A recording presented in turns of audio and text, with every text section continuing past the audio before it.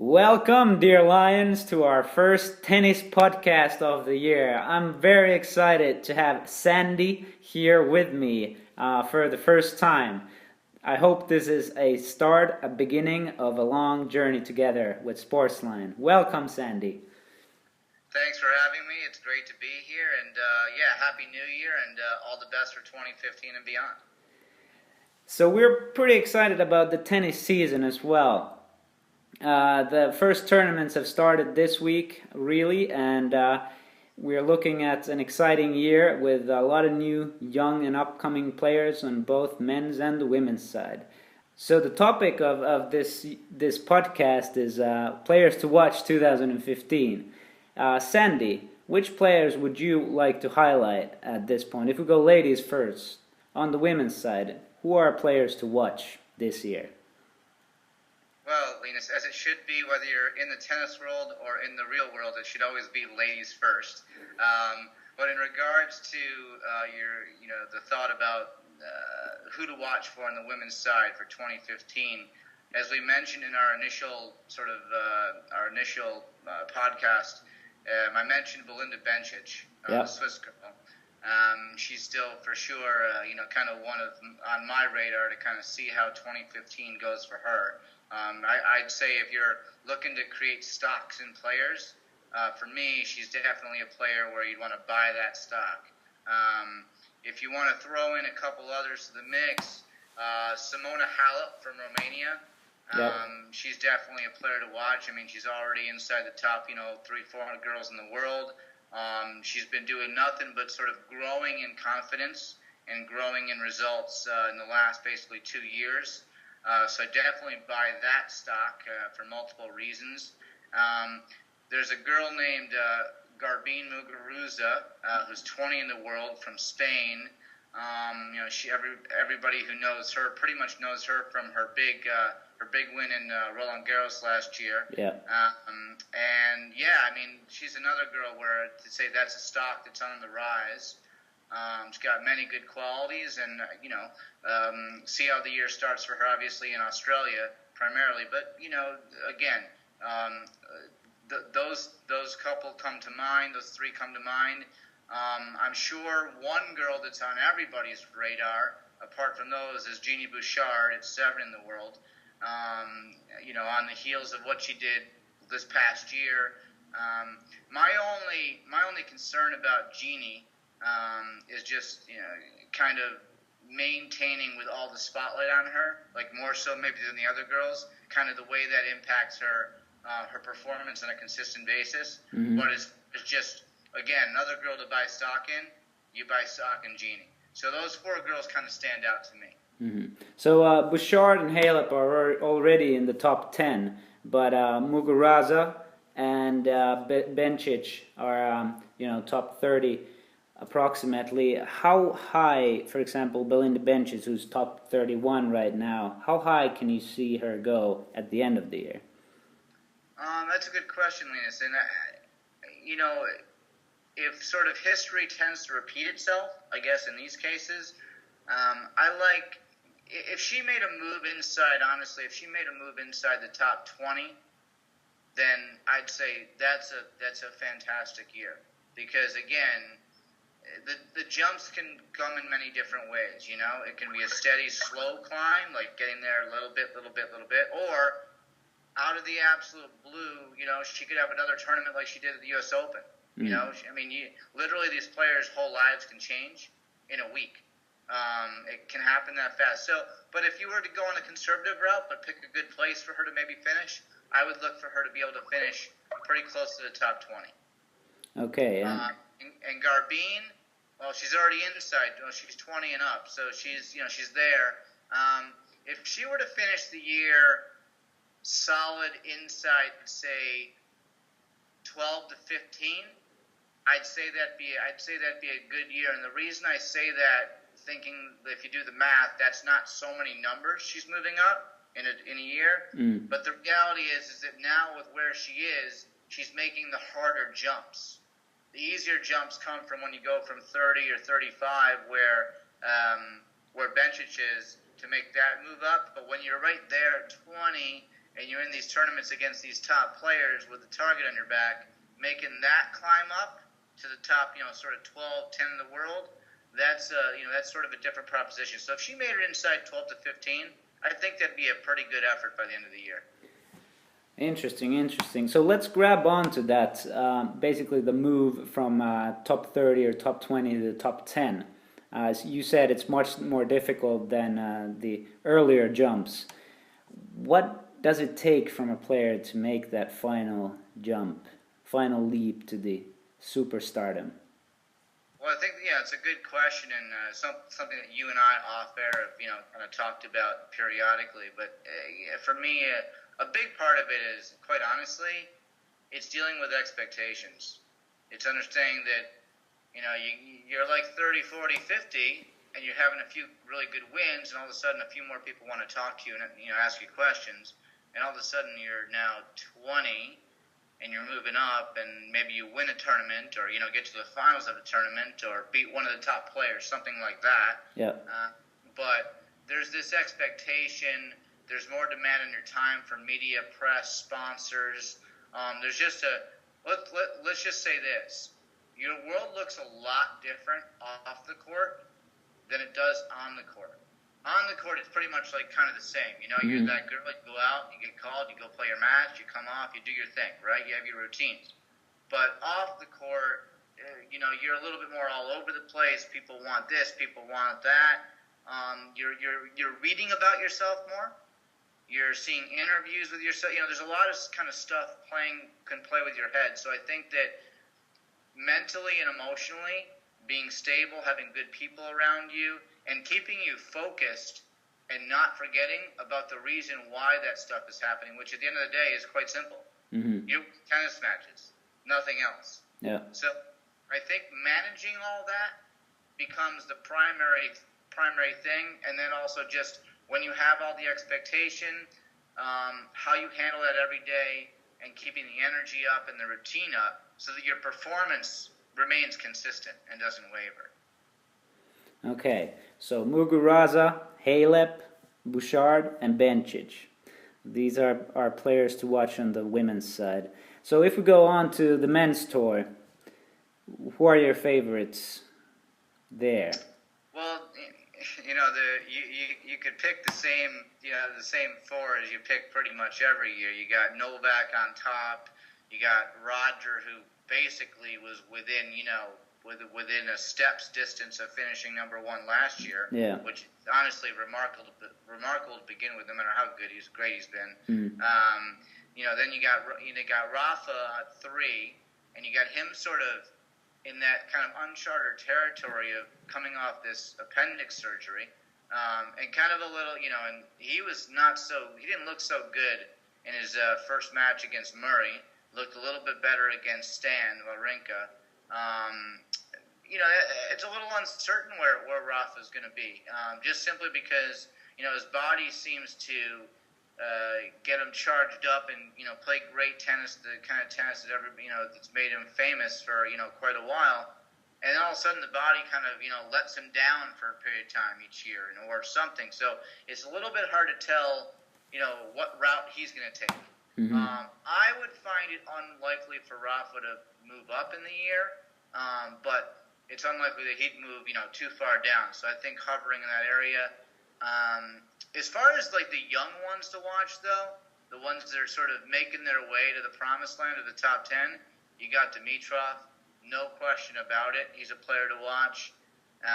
You got Raonic. Mm-hmm. You got these guys who have sort of been kind of slowly and progressively making names for themselves on a global level. And then there's one other one that I want to throw in there, which is definitely for me a stock to buy, is Borna Koric. Oh yeah. Young Croatian kid. He's he beat Rafa at the end of the year. Yeah.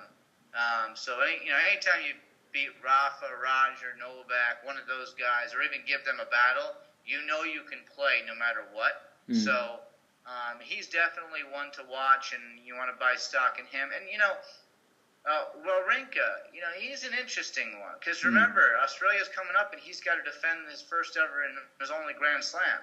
Mm. So He finished the year pretty well. He almost took out. He had 4 match points to take out Roger in London. So he's right there. And literally, I mean, it could be just a couple points here and there where could make a difference between him winning another slam this year because he's playing at that level. He really is. So the question becomes, yeah, at the end of the season he was, but before London he had some horrible weeks. Sure, but again, doesn't that kind of goes back, reflects on what we were talking about before with the girls, right? It's with expectation, with all the extra pressure, the target on your back, things like that. I mean, let's just say this. As far as just a flat-out playing the game point of view, I mean, the guy can play with all those guys, right? But it's all the other stuff, all the other little factors or ingredients that start determining how you play. Because does everybody remember how he played in the Davis Cup final?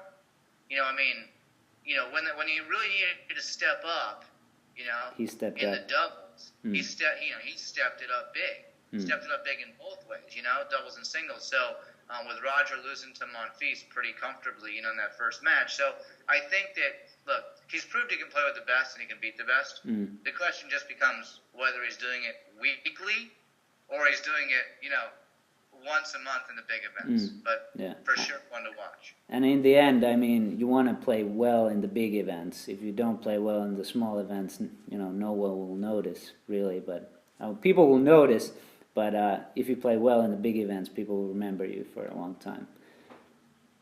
Sure. Well, here's one interesting sort of theory or philosophy I have with the playing well in the big events versus being consistent. Okay, like week to week, is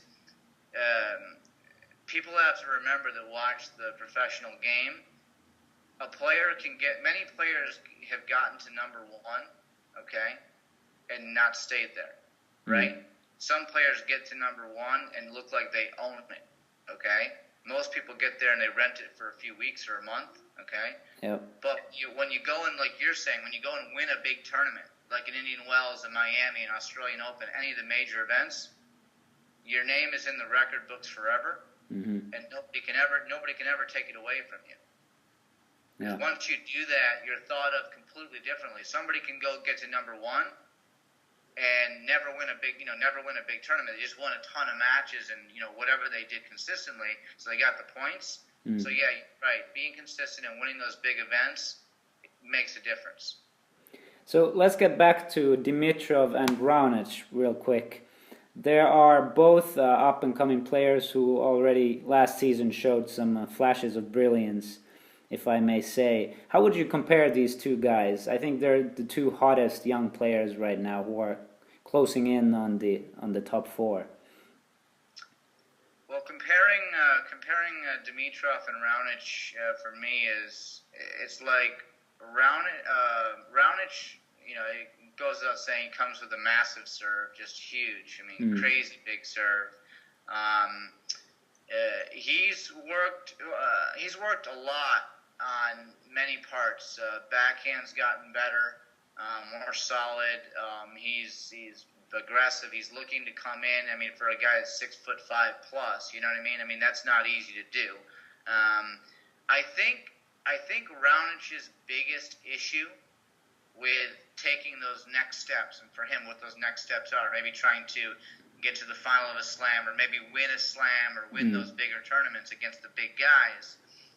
Honestly, it comes down to, for me, one shot for him. That's it. And it's going to be not an easy shot to really step up to the other levels of his areas of his game, which is his return. His return is just not, it's just not. When you look at it, usually with the great players, there's a balance point between their service games and their sort of return games. Yeah.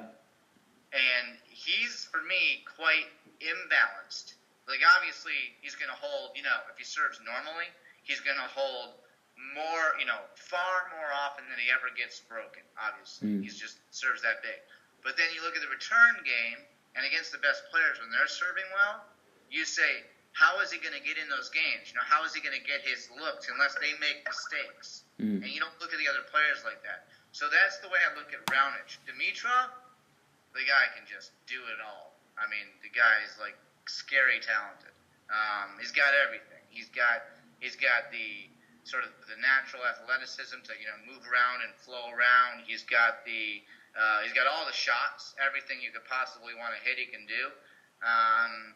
And I think the big thing for him, taking those next steps, if you will, to maybe get into the final of a slam or starting to win one or maybe even multiple, which I believe his talent suggests that he's capable of doing, is to basically work on to improve two things. Number one, he's going to probably have to work on the return game again as well, because for me, he returns more defensive.